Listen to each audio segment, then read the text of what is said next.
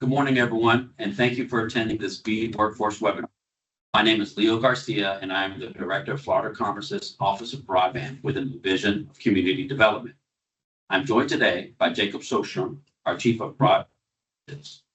Our office is excited for the opportunity to present you this information regarding our BEAD program and how we are planning to partner with Florida State and technical colleges to help Florida build out our broadband in advance of BEAD infrastructure expansion. A couple housekeeping items. If you have any questions, please type them into the chat feature and we will address all questions at the end of the presentation. This presentation will be recorded and will be placed on our website within the next 2 business days.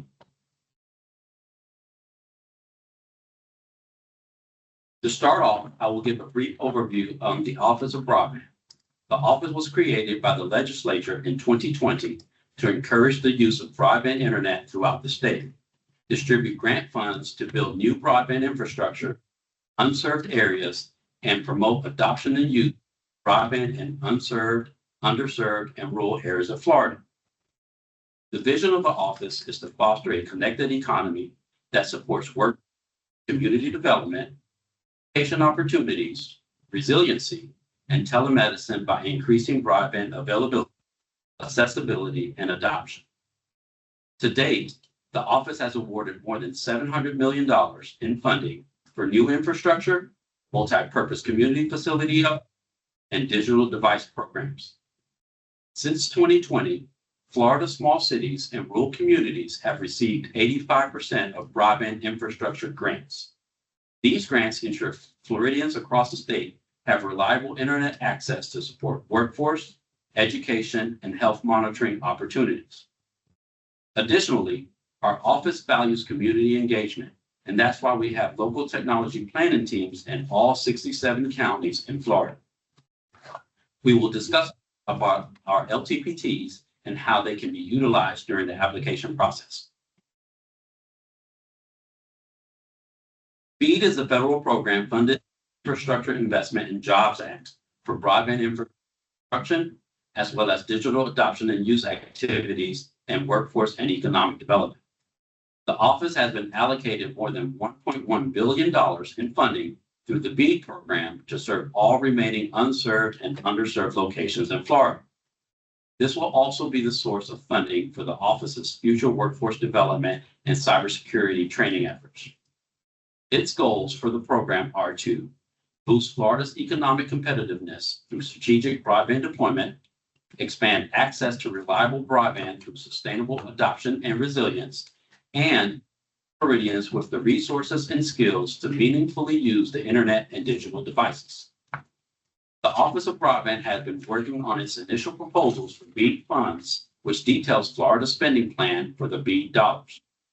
Those proposals were approved by the federal government in fall of 2024, giving Florida the green light to move forward with its BEAD program. As we have discussed, Florida's BEAD program will fund both infrastructure deployment and non-deployment programming. The non-deployment program will fund Florida's workforce efforts, which is the subject of today's webinar. We are partnering with Broadband Nation for outreach and marketing efforts on our broadband workforce development program. Broadband Nation's Florida-specific webpage will serve as a hub for job seekers to get information about a career in broadband and learn about specific jobs and career pathways. Now I will turn it over to Jacob to give an overview of the BEAD Workforce Program. Thank you, Leo. The BEAD non-deployment plan has $110 million in funding toward the creation of a comprehensive broadband workforce development program. The office has been in active conversation with private industry, academia, and other state government partners to develop a fiber technician curriculum before the release of BEAD deployment funding. The BEAD Workforce Development Program will also focus on apprenticeship and pre-apprenticeship programs for Florida's broadband workforce. In preparation for the launch of this program, our office has partnered with the Florida Department of Education, CareerSource Florida, and the Reimagining Education and Career Help Office, also known as REACH, to develop a well-rounded program for our applicants. The office is currently in collaboration with multiple industry leaders, which include educational institutions, local workforce development boards, community action agencies, nonprofits, and the private sector to ensure any curricula and training programs developed have their needs in mind, allowing for a greater degree of confidence for job seekers and employers. The total funding available for this application window will be $110 million and will have a period of performance of 3 years.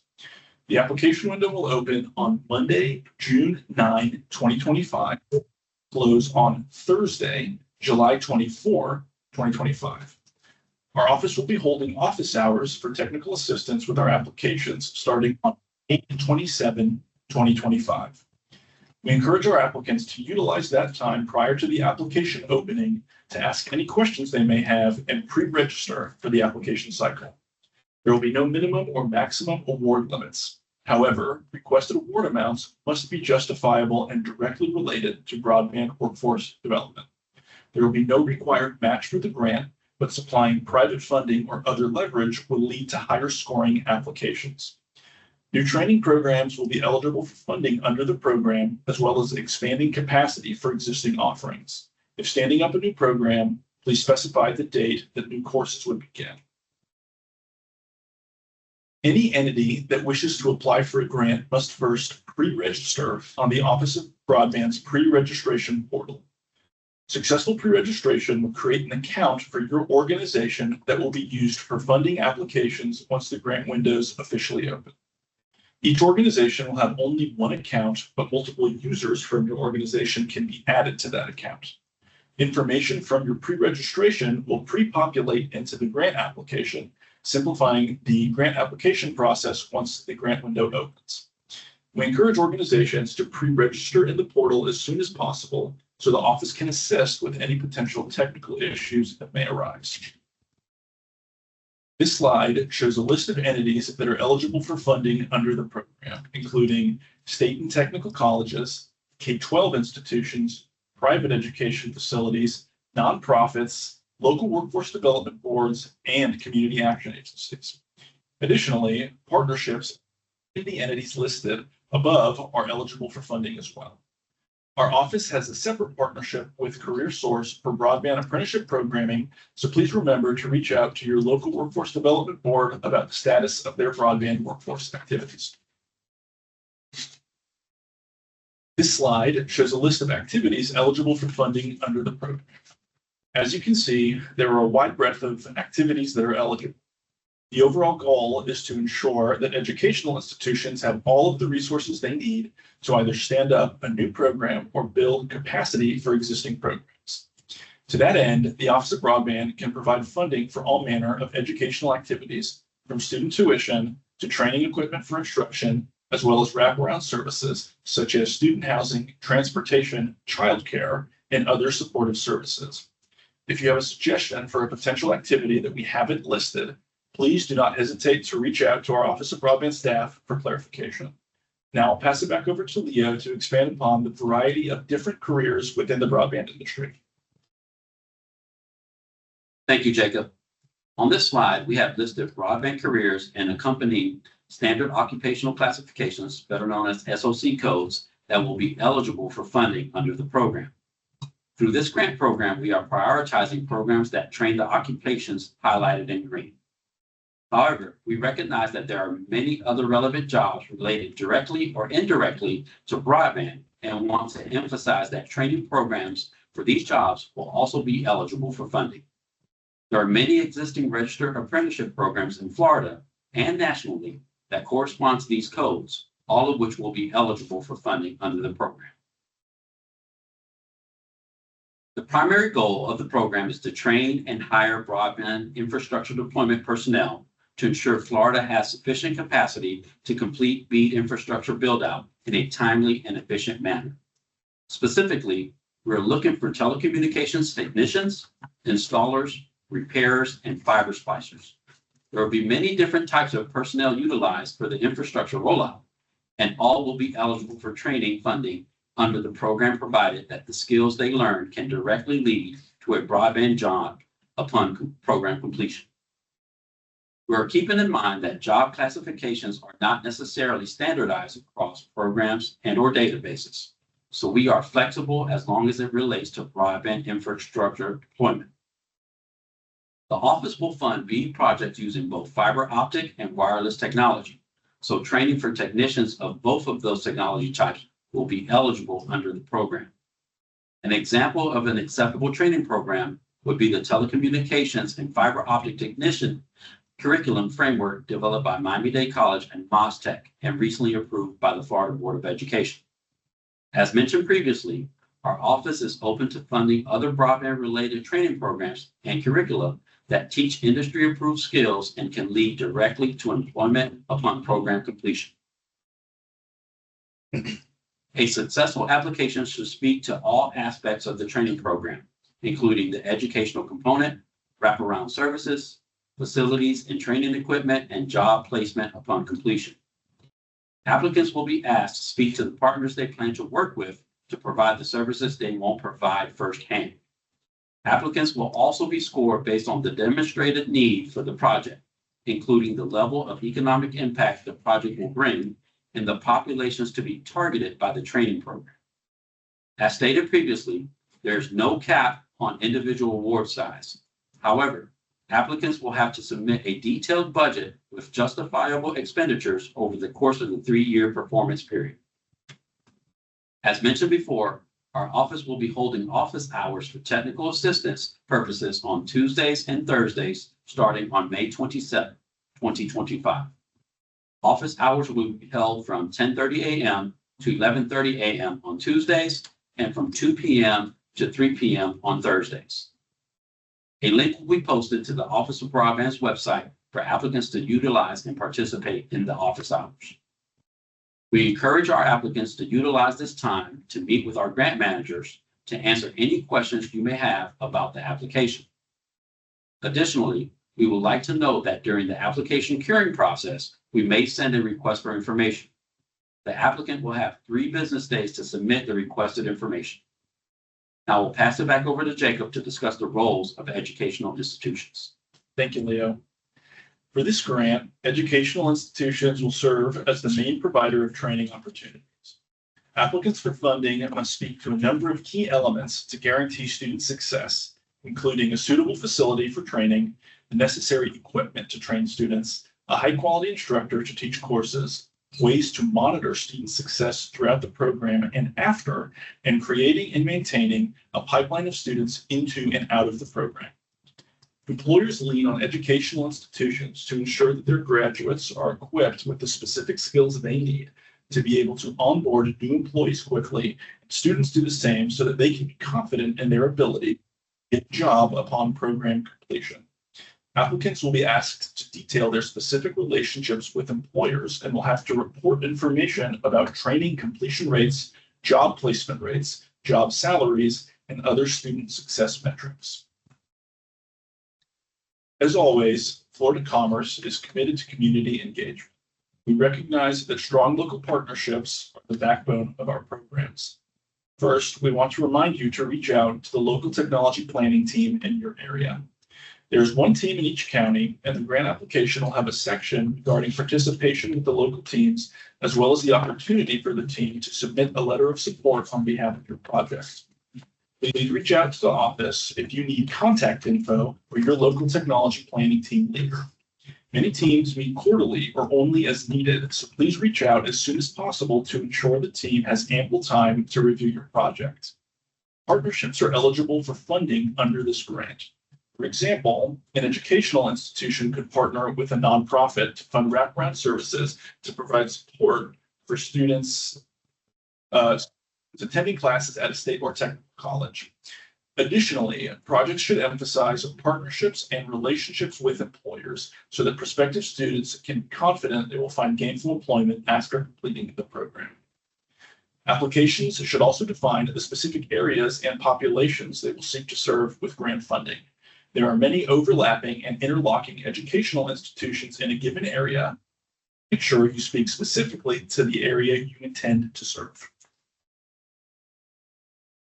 Subgrantees will have to adhere to the rules and regulations laid out in the Infrastructure Investment and Jobs Act. Additionally, all subgrantees will be subject to 2 CFR 200 uniform administrative requirements as amended.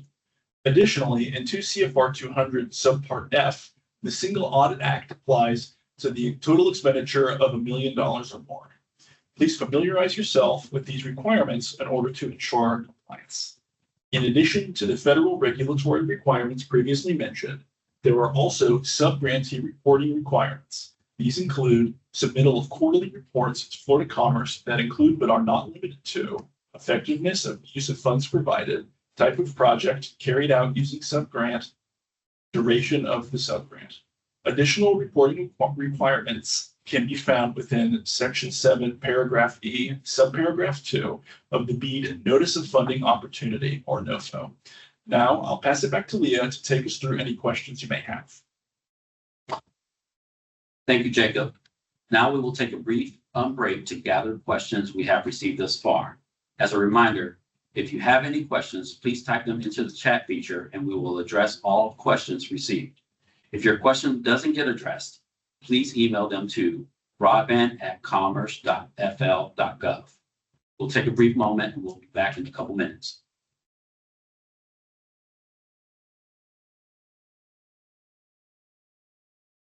All right, welcome back.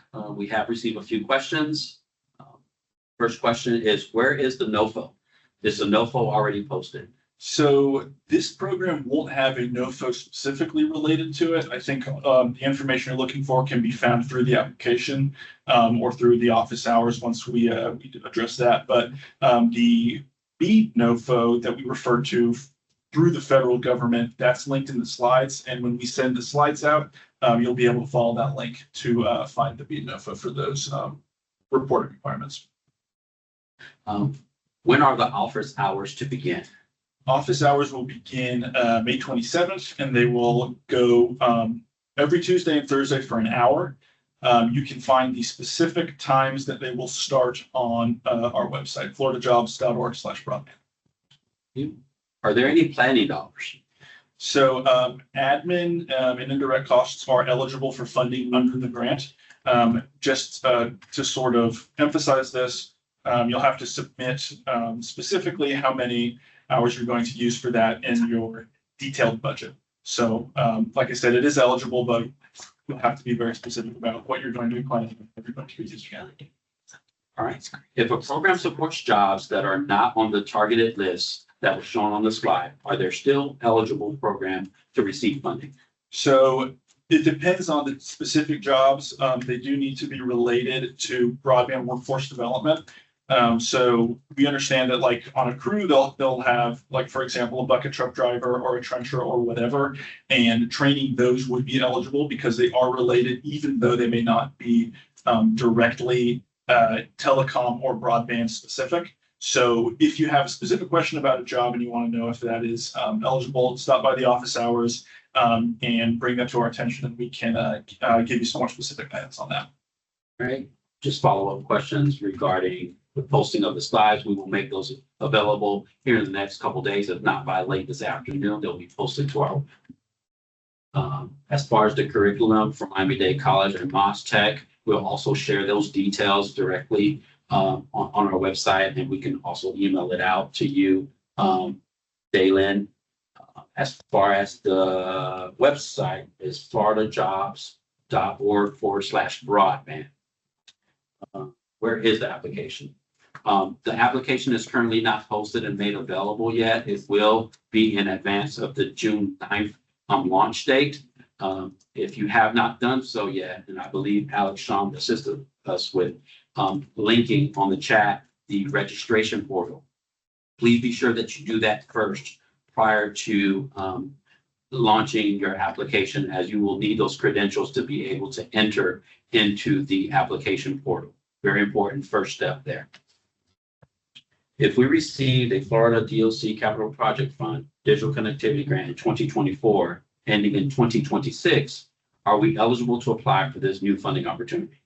Yes, you'll be eligible to apply, and I would imagine that those two grants would work synergistically with this one. So yes, you'll be eligible.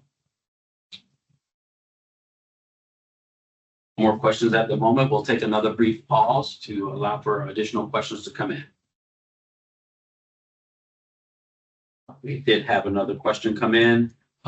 What is the funding opportunity for this grant? Total funding for the BEAD workforce will be 110 million with an M.